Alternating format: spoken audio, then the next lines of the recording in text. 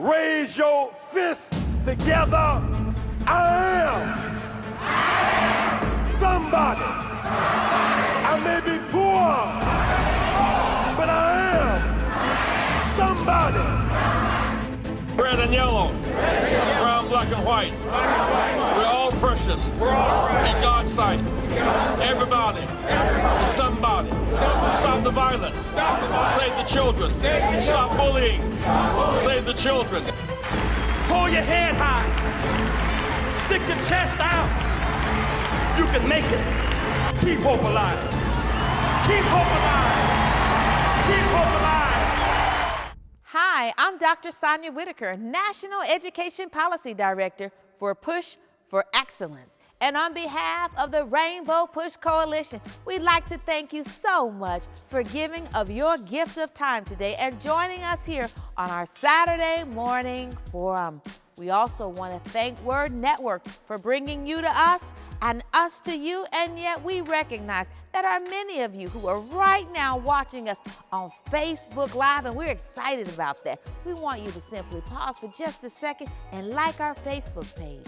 And we also recognize that many of you prefer to watch us on YouTube Live. And if that's your preference, we'd like you to subscribe to our page so that you can gain immediate access to all of the content we have in store for you.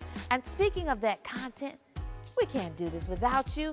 We need your financial support, and we've made it really easy for you to do. In fact, we've given you 3 different options. You can simply pick up that cell phone of yours and hold it to the QR code on the screen and give right on the spot.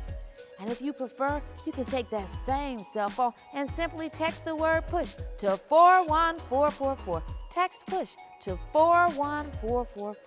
And our last option is to simply go to our website at rainbowpush.org and click on the donate button.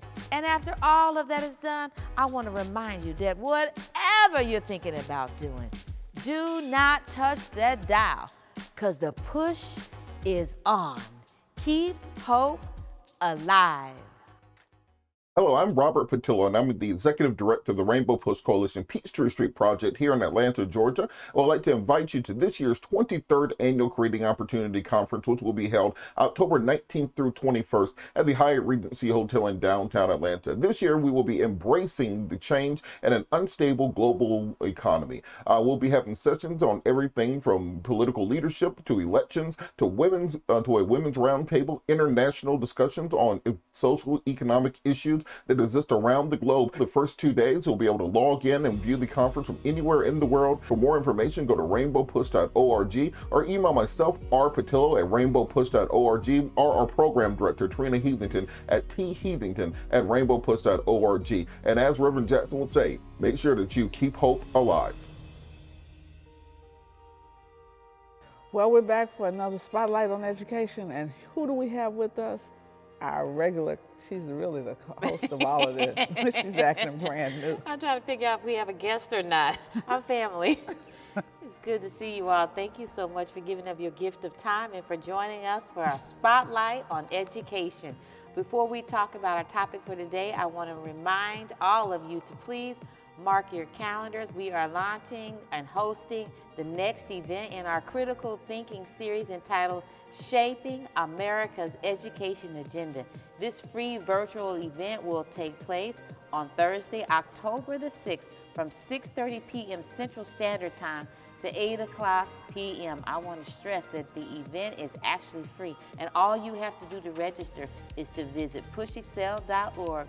Once again, go to pushexcel.org. The topic of this particular event, as you know, Reverend Jeanette, for each event we have a different topic. The topic for this event in particular is, what about the national teacher crisis? We're going to look at this topic through an equity lens, so we hope to have you participate. Look, everybody sign up right now, because we want to overload the system so that you don't miss this one. Everybody needs to know what's happening with this teacher shortage. Where is it? Who does it impact? And what can we do about it? You're going to tell us all of that, right? Absolutely. We have a very She won't let me group. on, but I'm going to do the call to action right now. That's right, that's right.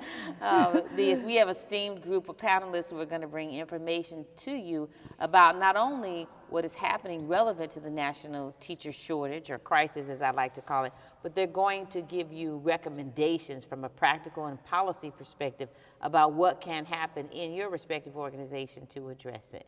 And speaking of teachers, I don't know, for some reason that makes me think about our topic for today, which is student loan forgiveness. What's going on and how do you feel about it?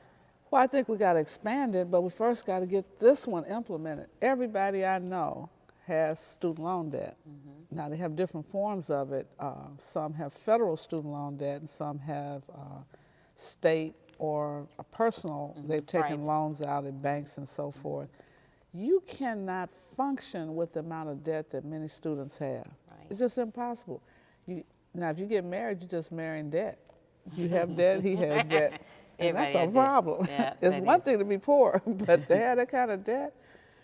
For example, if you just have a bachelor's, almost everyone that graduates with a bachelor's, what's the debt, like $100,000 for 4 years? Depending on the college. Sure. So now, if you have a master's, oh my goodness, and if you have a law degree, you have $200,000. Easily. That's just too much money. It has to be forgiven, and we want you to join us to really talk about what can we do about it, because it's not right. You know, and what we're finding out now is logistically, some of the loaners, the banks that are giving the loans, are now expressing concern about the fact that the Biden administration, according to many of the banks, has not given enough clear guidelines on the pacing in terms of helping them to create the infrastructure that they need to engage in the process of forgiving. If you don't know already, for those of you who qualify for student loan forgiveness, the application process actually opens up in October. So that's just this weekend, if not next week. The concerns that I am hearing that the loan officers have right now is also, again, not just the pace in terms of how to, quote unquote, forgive the loans, but also they're concerned about the number of people who will be asking for forgiveness all at the same time. It's going to be a lot of people, and some people you're going to ask and you don't qualify because you didn't get a federally subsidized student loan. So you may not fit the criteria, but you need to try anyway. And meanwhile, we need to expand this to include everyone that has student loan debt. Exactly. And accelerate the time for forgiveness. You don't want to be 60 and they're still trying to forgive your loans. That doesn't even make sense. Right, and then again, kind of going back to this timeline with the application, which you can access via the U.S. Department of Education, opening in October. It's my understanding that those that are interested in having their loans forgiven have to have that process, the application process, completed by December. You may recall the last time the federal government engaged in an initiative of this level of computers crashed. The system to manage it all wasn't able to handle the volumes of people. So as soon as they announce it, which will be October 1st, you need to be applying immediately. Don't wait until November. Don't say, well, I'm gonna wait till after. No, don't wait till after anything. As soon as it's announced, you can go to useducation.gov and make sure that you try to find out, you apply. Get the application and apply immediately. And if you have some questions, join us. Listen, we're going to celebrate Reverend Jackson's birthday. Can you believe it? He's going stronger than ever. I can't keep up with him. No, he's wearing us out every day. Yes, yes. And those of you who wake up, I don't feel like working, I'm too tired because I partied last night, you need to follow his example.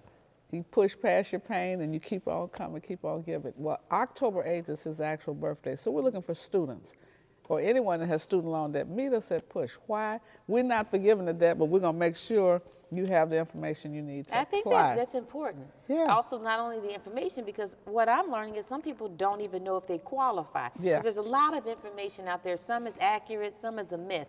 So they can count on us at Push Excel to help them work through determining if the loan that they have actually qualifies for forgiveness, which is key. Meet us at PUSH on October 8th. We're kicking off our whole series of forums and meetings These meetings are designed to help you understand new information, new legislation at the state, county, federal, and even city levels. You don't read that stuff, you don't read the paper, but you need to know because it affects you. So we're going to have these forums. Dr. Whitaker is going to help us. She's a policy person. Help you figure out, if you don't qualify for this one, how do we push for the next student loan debt forgiveness? We have to keep pushing our legislators at the federal level, the state level, because some of these loans are state loans. We gotta stop these colleges from increasing tuition every single year. Every year. You have a son in college? I do. Actually, he just graduated, but I've got in May, but I've got one on the way this fall, less than 12 months from now. You don't get a break. Absolutely. So if you're a parent like you, one out, one going in, some people got student loan debt. Yeah.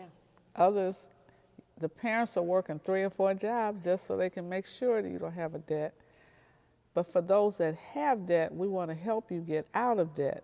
And we're pushing the government to make sure that they forgive loans if you work certain kinds of jobs, like teaching, like the teaching profession. Yeah, you know, that's a part of what we're going to be talking about on October the 6th is relevant to the national teacher shortage.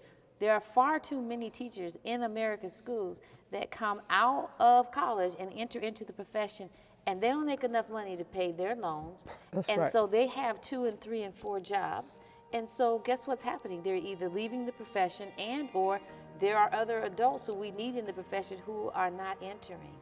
And so with regards to loan forgiveness, I want to expand on what you said earlier about making sure from a policy perspective that the federal government, in this case the U.S. Department of Education, consider forgiving loans for a reason in particular. And we might have alluded to this 2 shows ago. A reason in particular would be that there is a huge shortage or absence of highly qualified teachers in the profession.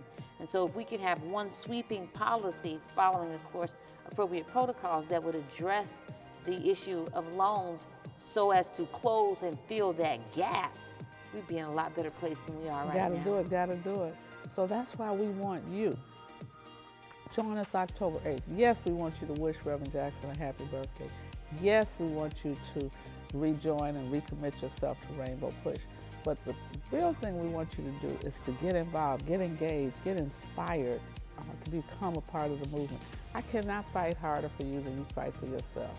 Dr. Whitaker can't fight for a body of people that we never see. We need you here fighting. Absolutely. And pushing us to push our congresspersons, our U.S. senators, our state legislators. And speaking of push, whatever you do, don't touch that dial. The push is on. Push Excel's goal is to inspire students to strive for excellence in education in spite of personal, family, and community challenges that they might experience. How do we do this? By advocating for educational policies that guarantee equal funding for all students without regard to race or economic standing. By engaging parents, students, and teachers in pursuing high-quality education and striving for educational excellence at every level. And by forging partnerships with community-based and public sector stakeholders in education. Now, Push Excel is a national model program with the purpose of connecting principals, parents, popular personalities, and students in a bond and to support students at every level on the educational ladder. Now, we want you to become a member of the Rainbow Push Coalition and Push Excel.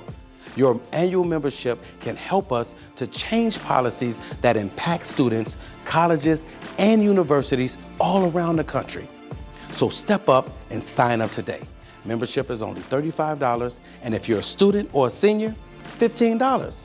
Just go to our website, rainbowpush.org, and push join to become a member or push donate to support the Push Excel program. You can also text the word Push Excel, that's PUSHEXCEL, to 41444 on your cell phone, and you can give us any amount that you feel comfortable giving or call us at 773-256-2775. Wherever you are, you can support us as we keep pushing for you. And remember to keep hope alive.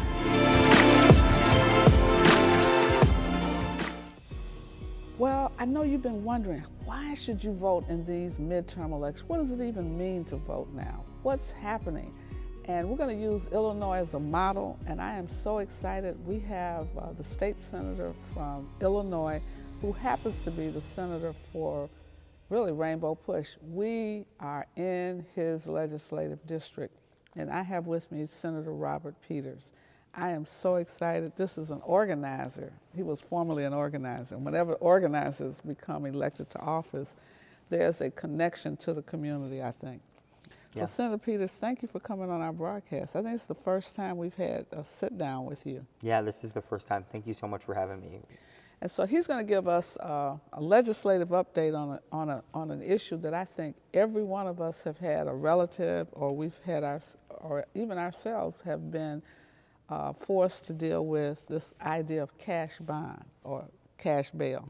So what's the act that is going to be law in 2023? The law that is going to go into effect January 1st, 2023 is the Pretrial Fairness Act, which is part of the Safety Act.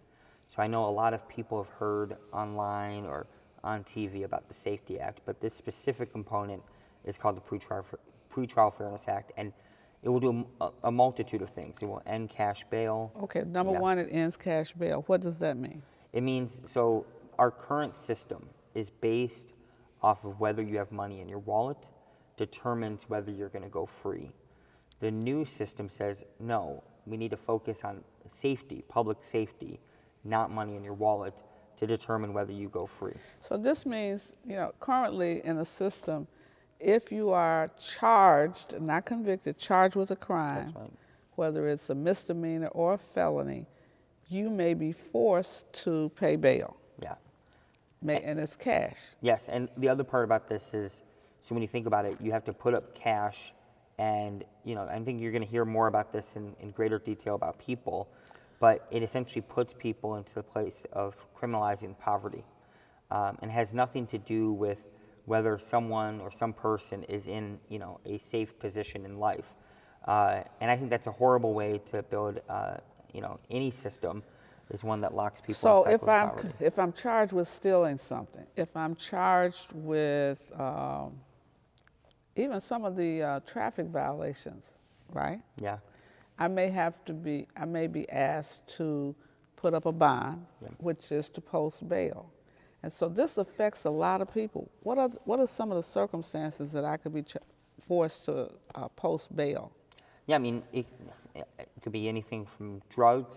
I mean, the way it works is, it could be drugs. It could be if you were trying to steal goods. We're just charged. I didn't steal anything. Yes. So, like, if you're accused of something, you could conceivably be stuck having to pay a bond.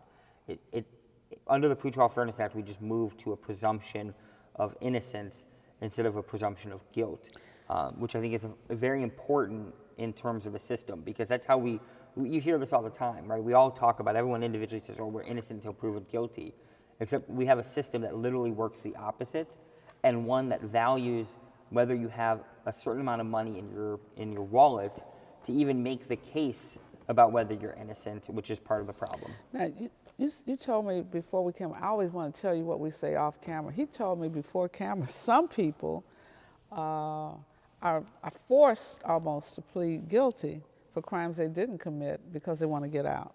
Yeah, so under the Pretrial Fairness Act, we say that it needs to be a higher standard to detain human life. And currently, we have a system that says you just stack on a bunch of charges on people, whether they're actually real or not, and it creates a system where people are stuck in Cook County Jail because they can't afford bail.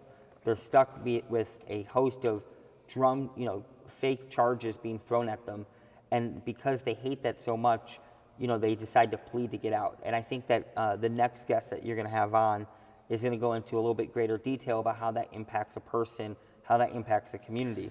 But it creates a plea deal machine. And so when you hear people attacking this piece of legislation, it's because we're fundamentally saying, look, right now you don't have to do that much work to detain a human life, particularly black human life. We are saying you have to do some work. right? You can't just detain people off of a feeling or a whim. You have to show that they're actually going to be a threat to some people, or they're going to fly out of the country. That's simply the discussion we're having here is a system that says prosecutors don't need to do work, and prosecutors do need to do work. Those are the choices. We're saying on January 1st that the system needs to do the work and that it needs to focus on people who are going to be a threat to others. So we're going to talk a little bit more about it, but we want you to know that this idea of bond, bail, is different all throughout the state of Illinois. How it's handled is different all throughout the state of Illinois, and we want to make it a uniform system. Now, what states before you, because I know you have to go, he's a real state senator. He has to leave us. What other states don't have bond? So we're the first state to completely get rid of bond, but New Jersey has a very similar model, and they're a state that got, you can say 90% there. DC doesn't have a bond, they don't use bond, and then the federal system. So when you think about the feds, they don't have bond, they don't use bond to detain somebody. So, but we're the first state to go, not 90%, but to go to the 100% and to completely change our standard from one based off of wealth to one based off safety. So you think this is a good system? The one we're going to do? Yes. Yes. I think that if the Pretrial Fairness Act goes into effect and it does not get changed in a way that appeals to the right wing of this country, we will have a great system. So you're going to come back and let us know what else is happening in the state. What other legislation are you guys working on? I would love to come back. I love coming to Rainbow Push. So, you know, I want to be able to talk to folks about what we're doing about guns. This is a huge fight. There are divides that are happening here, but what I can say is that one of the candidates for governor has a very close relationship to assault weapons, which is very concerning. Obviously, we need to talk about reproductive justice, particularly around abortion. Again, there are very, very serious debates happening there. And then we have the Workers' Rights Amendment so that Illinois can push back against the Bruce Rauner years and make it so that workers have the rights that they deserve in the workplace. Well, thank you for coming Definitely. on. We appreciate Thank you so much. Yeah.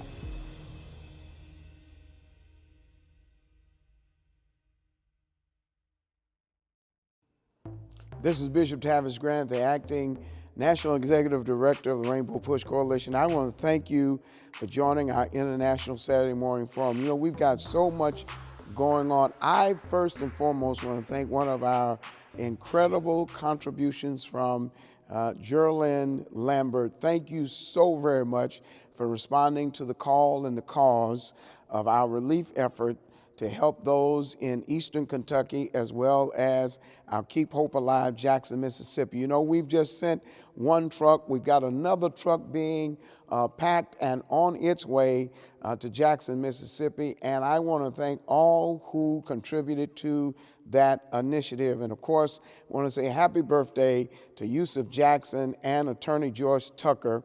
Your service and your dedication to all that we do is duly noted, and we want you to celebrate your life to the fullest. You know, October 8th is our national president and founder's birthday, official birthday of Reverend Jesse Lewis Jackson. And I want you to join us this week in putting hashtag Keep Hope Alive, celebrating Reverend Jackson's birthday.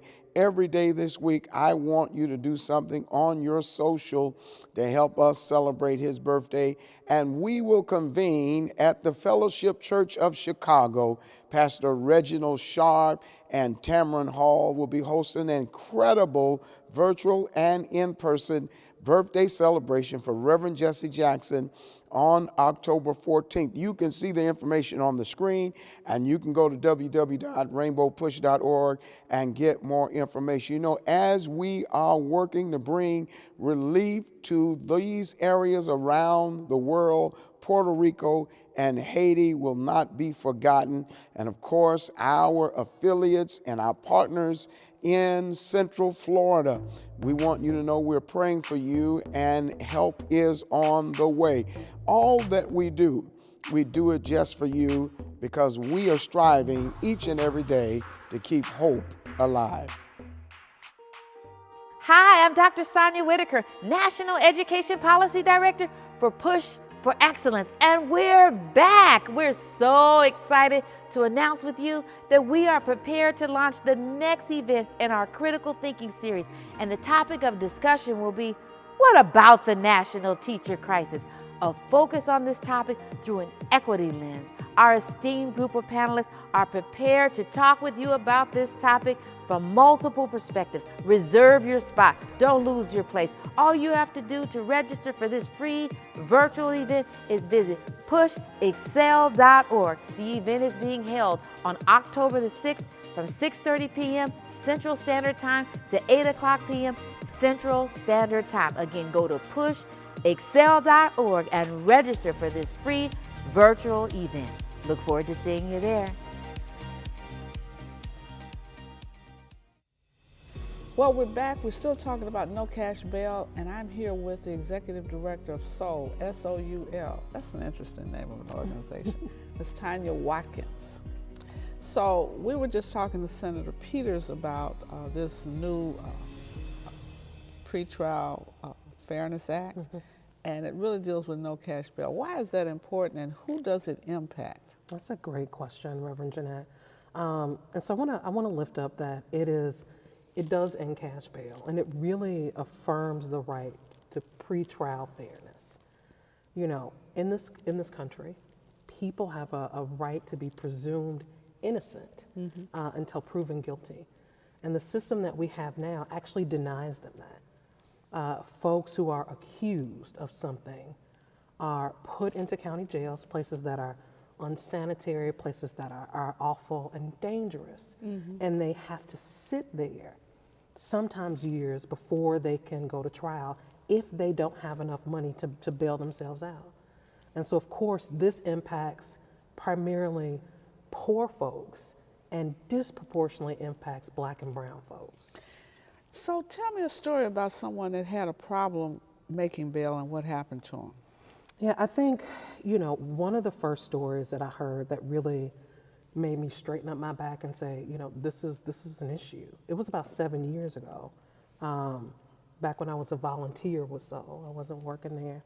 And there was a brother who stood up at the mic and he talked about, he was a security guard. And in his job, he carried a weapon. He was pulled over on his way home from work and he was arrested. The police did not give him an opportunity to say, I'm a security guard, here's my paperwork, this is why I have this weapon. They just took him to county. And then they locked that brother up and he stayed there for more than a year. He refused to take a plea because he was innocent. And so he was going to wait for his day in court. And while he waited for his day in court, he lost his job, he lost his apartment, his family was pushed into poverty. And then when he finally went to court, they said, okay, you can go home, you're innocent. But they had Destroyed his life. They had pretrial incarceration destroyed this brother's life. And it is not just this one story. We hear dozens and dozens of stories of people's lives being turned upside down by money bond. And that's not right. And so why we want you to think about this, there are forces around that are now saying this system will put people, dangerous criminals, back on the street. That's not true. Absolutely not. So what kind of people have to post bond that you've talked to that have really had some issues? So like the people that we talk to are mothers. They are, you know, community members. There are folks who are very, very poor, right? People, sometimes they haven't done anything, right? Sometimes they, let's not pretend that folks don't get caught up in the system. And what happens is when you push people further and further into poverty, you push them further and further into being criminalized. And so, yeah, there are people in our communities who are being impacted by the money bond system. And people say, well, how many people, what happens to the bonds that we post, by the way? Because, if you post a bond, depending on the charge, it could be $1,000. And they'll say $10,000 bond, $1,000 cash. What happens to the money after the case is over? in a lot of cases, in a lot of counties, that money just goes back into feeding the system. Like people don't get restored. It just feeds this beast that is our unjust criminal justice system, and it actually does not go into communities. It actually is not being invested in order to keep communities and people safe. So I post $1,000 bond. Even if I'm found not guilty, 10% is held back, and that goes back into the system. If I'm found guilty, 100% is held back. I don't get the bond back. Not at all.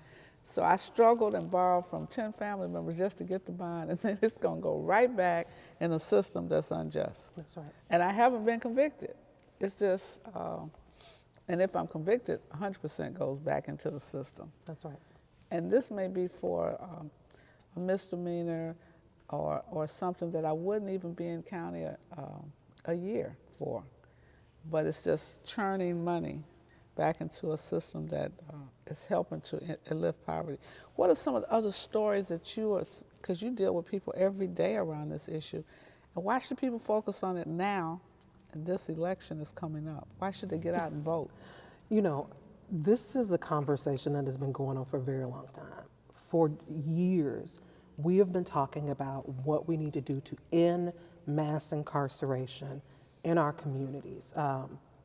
And this is a step towards that. Folks recognize the need for deep reform to our justice system, but as soon as we try to reform our justice system, folks, who don't like us, who don't like Black folks, create these mass misinformation campaigns to actually discourage you from knowing the truth and discourage you from going to the polls and actually voting to affirm your rights. So this is an opportunity. Every election is an opportunity for us to vote to affirm our rights. Well, this is one of multiple issues that will affect somebody you know or you personally in this upcoming election. This no cash bail. I want those of you who have ever had to post bail for yourself or someone else, you need to meet us at Push Saturday, October 8th, because we're going to have a major town hall about this bill and some other legislation. We want you to get ready, register all your friends, all of your family members, because we want to make sure that we can end this bail system. It's unjust. That's right. I'm a lawyer. I represented people and what happens is, this is the other thing that happens with bail. You can't pay a lawyer, so they end up signing you a public defender. Well, if you can post bail, a lawyer will take the bail that you post, you assign your bail over to the lawyer, so and still 10% is going to go to the system, to the county, and the 90% will go to the attorney that you hire. And I mean, it's just all kinds of maneuvers happen to keep you where you are or to push you further into some kind of debt.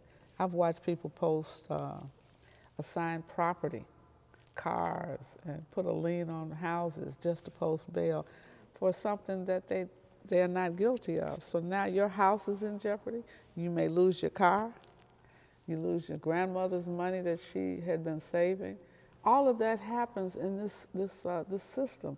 And so when she says we don't need the system to act like this, to function like this, if you're interested in changing the system, if you're interested in supporting a no bail system in Illinois, and those of you who are watching from around the country, you need to be asking your state legislators, those who are running for office, where are you on no cash bail? What do you think about the injustices that exist within our criminal justice system? Anything else you want to say about it? Yeah, and we have to make sure that we continue to fight for pretrial fairness so that everyone gets a fair opportunity to access the justice system, actual justice. So you said I think off camera, that some people would plead guilty because they were forced into it. Absolutely. We listened to dozens of stories of people who they didn't do anything. Their court date was going to be like a while, and they did not want to sit in county in this horrible place and lose everything to await trial. And so folks say, you know what, if you just take this plea, if you just say you did it, you get to go home next week. And so many people take those deals just to go home. And when you take a plea deal, that actually means that you pled guilty to something that you didn't do. Now you have a criminal record. You spent a significant time, already incarcerated, and your life is turned upside down. That's not justice. And that happens to a lot of young people, first offenders, and people will tell you if you just plead, you won't have to do any real time, you can go home. You go home, but you go home with a record on your back. That's right. So what should people do? So they should visit us on the web. They should actually go to endmoneybond.org. End money. Learn the facts, learn what's in this bill, learn the impact that it has on our communities, and come out and fight to protect it. So join us October 8th. Yes, October 8th is Reverend Jackson's birthday. Join us here at Rainbow Push. We want you to come, and we're going to talk more about this. We want to hear your stories, we want to hear your concerns about this idea of Pretrial Fairness Act, but also of no cash bond. That's right. And repeat after me, no cash bond. Hashtag no cash bond for those of you into hashtags. Right? That's right. Thank you so much. Thank you, Jeanette. We're excited to get more people involved in Rainbow Push, supporting the programs of Push for Excellence and the Citizenship Education Fund. If you're interested in impacting public policies, if you believe in the scholarships that we give to thousands of students each and every year, you can become a policymaker by becoming a member of Rainbow Push right now. For an annual membership of $35, or if you're a student or senior, $15, you can help us make a difference in the lives of millions. How do you become a member? Visit our website at rainbowpush.org and press join. Or maybe you'd like to support us. You can text the word PUSH, that's PUSH, to 41444 on your cell phone, and you can give any amount you feel comfortable giving. You can also call us at 773-256-2775, or go to rainbowpush.org and push donate. Wherever you are, you can support us as we keep pushing for you. I know many of you are wondering, how are we going to celebrate Reverend Jackson's birthday? What does he want for his birthday present? I know, I'm glad you asked. Let me just tell you, Reverend is unlike any other leader that I know. He never asks for anything personal. He asks for something that will benefit us. First of all, he wants everybody that can to bring a case of water for Mississippi, Jackson, Mississippi. And as we collect for Mississippi, we're aware that we may have to ship water to Puerto Rico, to Haiti, and to Florida. So bring a case of water to Push, 930 East 50th Street, as you say happy 81st birthday to Reverend Jackson on October the 8th. October the 8th is his actual birthday. We'll be in the building at 10 o'clock. Bring your case, and we'll be here till 2 o'clock on Saturday, October the 8th. What else does he want for his birthday? He wants memberships. We want to make sure that your entire family has a membership. Children, students, it's $15. Seniors, that's 65 and older, is $15. And then regular membership, just $35.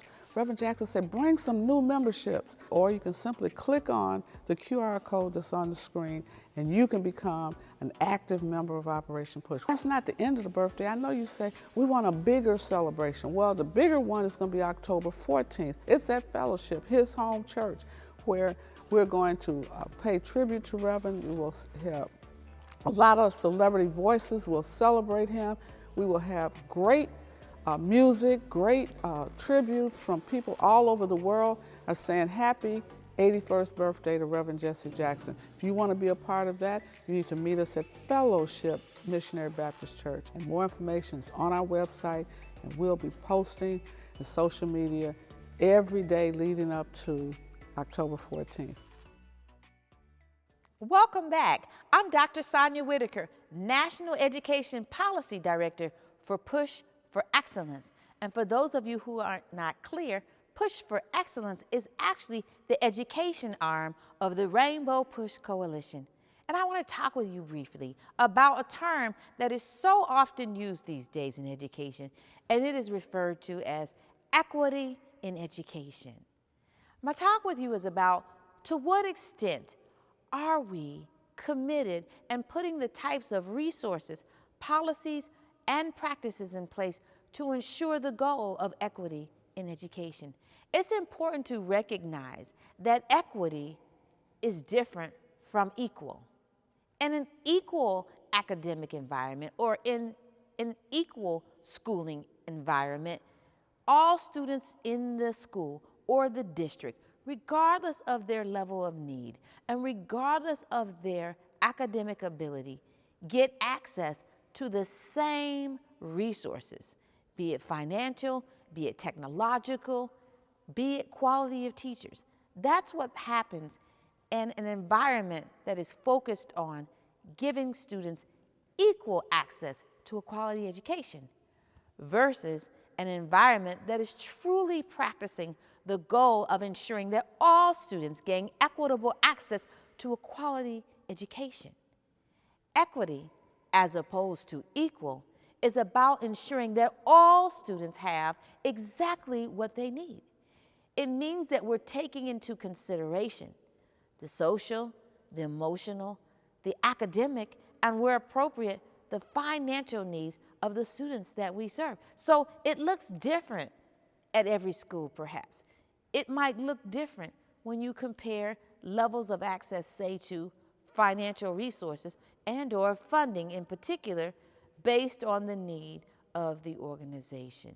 I want to bring this topic a little bit closer to home and tie it to a topic that I addressed before, relevant to teacher shortage, and the fact that in a system that is trying to combat that by ensuring that all students gain equitable access to a quality education, in that system, the school district officials are taking a look at the credentials of the staff across the entire system to make sure that we don't unintentionally create inequitable access to highly qualified teachers. So in a nutshell, what I'm suggesting, relevant to that topic in particular, is that we make sure that we're clear about who's working in our schools, who is working in our districts, and working to ensure that we don't have a school in a district or a grade level in a district that has more highly qualified teachers, more highly qualified staff than another. And so with that in mind, what I want you to think about this week, and what I want to encourage you to do, is to go back and examine key areas in your particular district or organization, to be quite frank, where you can spot equitable practices taking place. I want you to write down what those practices are that you are most proud of. Again, that would show examples of your organization practicing what you believe relevant to equity. But I also want you to be true to yourself and conduct an in-depth examination of what is happening in your organization to determine if you are unintentionally engaging in inequitable practices within your respective organizations. And once you create those lists, I am going to ask you to recognize, as a wise man once said, to know and not to do is really not to know at all. I want you to do something about what you learn about your organization. Engage in what I refer to as a gap analysis. Where are the holes and the gaps as it relates to the extent to which your practices actually align with what you believe? There you have it. Don't touch that dial. There's more coming on in the show. Keep hope alive.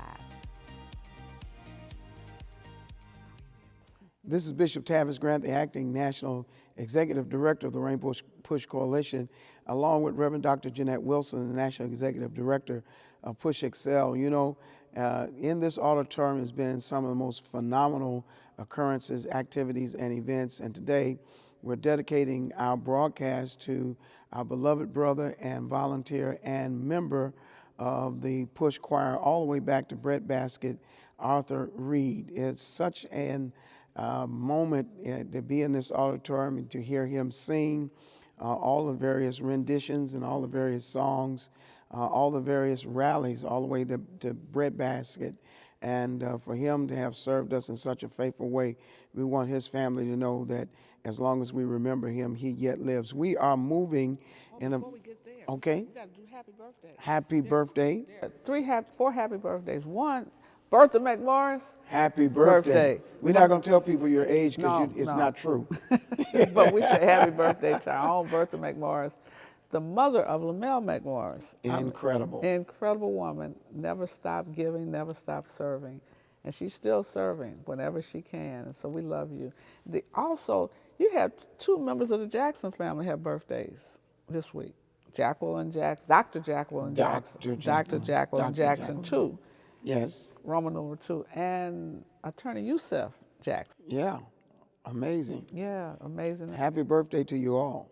You know, as we're moving towards the midterms, we're mobilizing a national tour called the Arc of Justice Tour. 10 million more votes is what we need in going into the midterms, and it kicks off on October 8th, the official birthday of Reverend Jesse Jackson in Minneapolis, Minnesota. You know, Reverend Wilson, you have done this work for many, many years. Talk to us about the importance and the impact of turnout and mobilization, particularly for this election.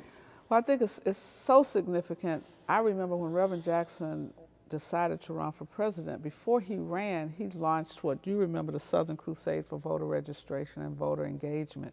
Well, here we are in 2022. We have some of the most egregious voter suppression tactics happening all around the country. People are trying to keep you from voting. Why? Because we will take control of the United States Senate. Why? Because we have an opportunity to elect blacks to governor seats in Georgia, yes, in particular, and we have an opportunity to elect African Americans all across this country in positions that we've not been in, particularly in the South. We have people running for county sheriff. You're going to experience something with a county sheriff before you meet anybody. Judges are running for election. You will appear before a judge before you meet anyone else. And so we're saying to students, you don't know why to vote. Let me tell you why.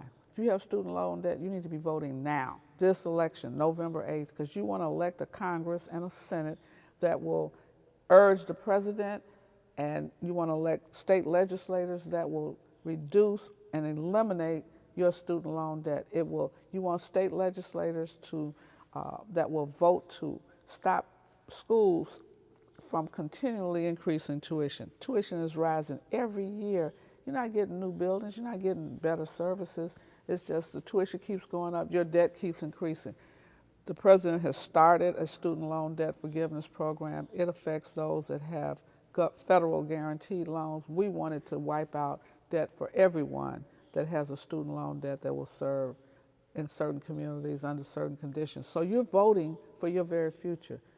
The other reason you're voting is because you want workers' rights legislation on your state ballots. You want the Congress to help workers have a fair wage, not a minimum wage, a fair wage, a livable wage. And so that's why you want to go to the polls in November, and you're looking to see where people are on that side of women are voting for a right to choose. Well, you know, one of the things that we've highlighted is, you know, those who want to talk about what to vote for.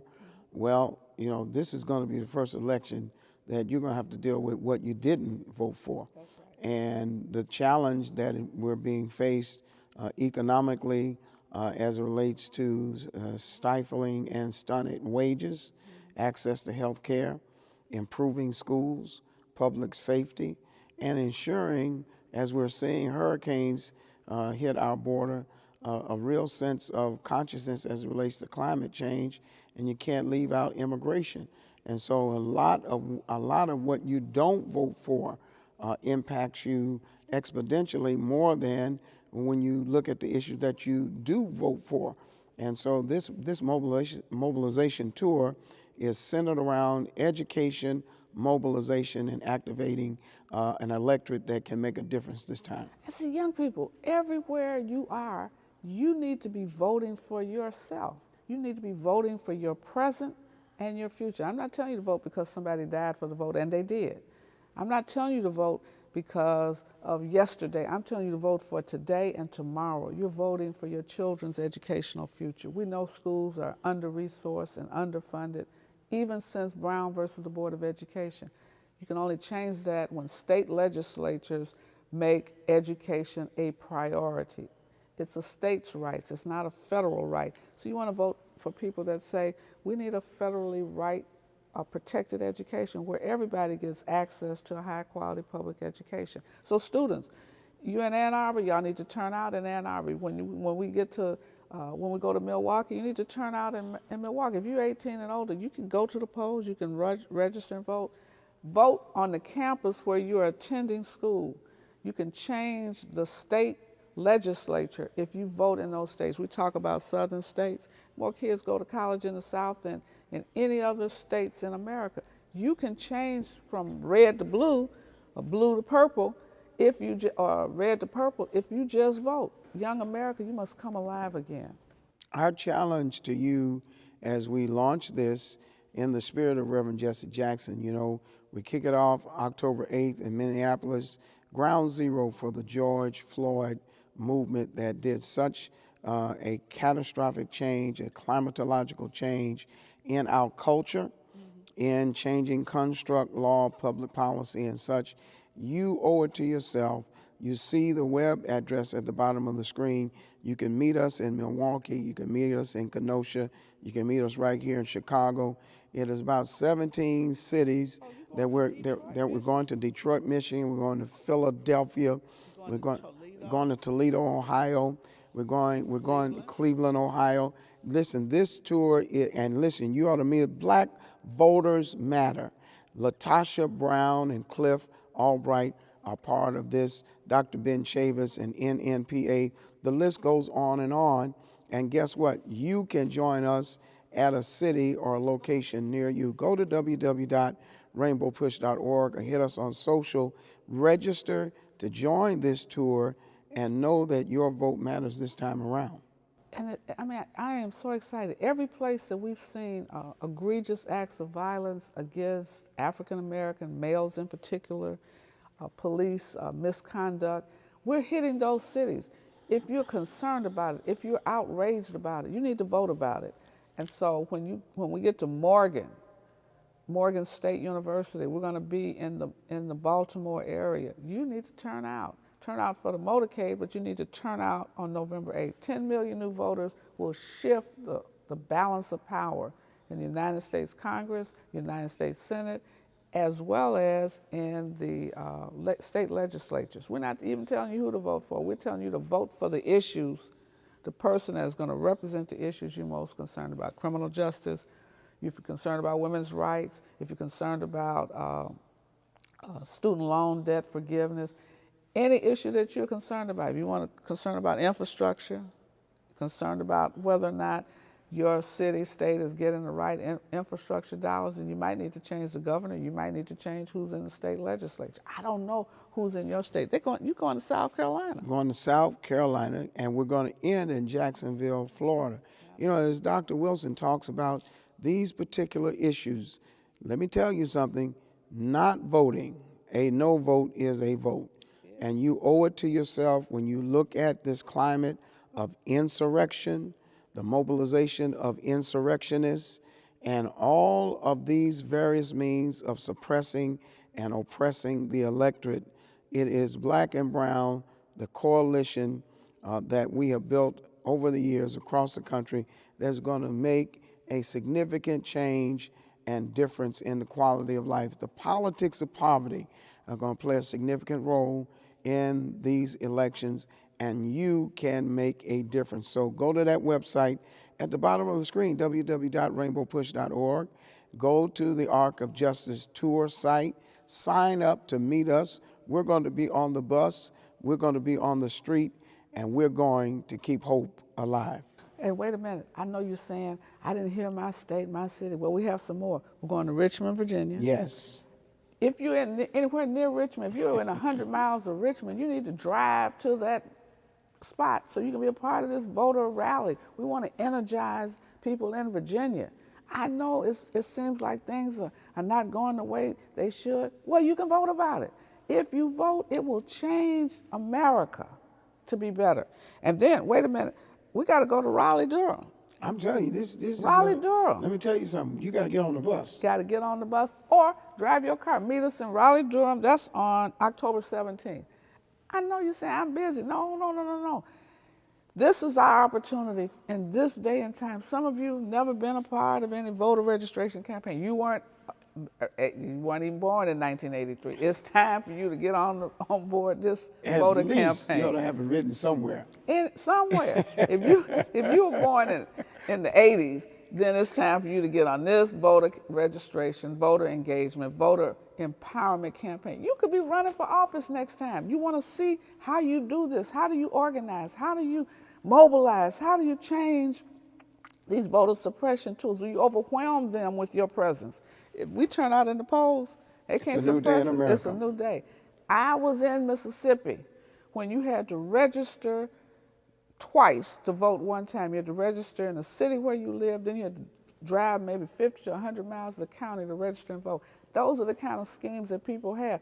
It didn't deter those people. They went ahead and voted, and it changed Mississippi. That's how you have county supervisors and county sheriffs and, local elected officials that are now African American. You got a mayor of Jackson that is Chokwe Lumumba Jr., mayor of Jackson, Mississippi. That was unheard of in the 80s. So we're making progress. If you just vote, we can change America. Get on the bus. Go to that website right now. You can register and join us in any of these cities, any of these locations. We got a seat just for you as we keep hope alive. Winning every day. Every day. Got to vote about it. Every day.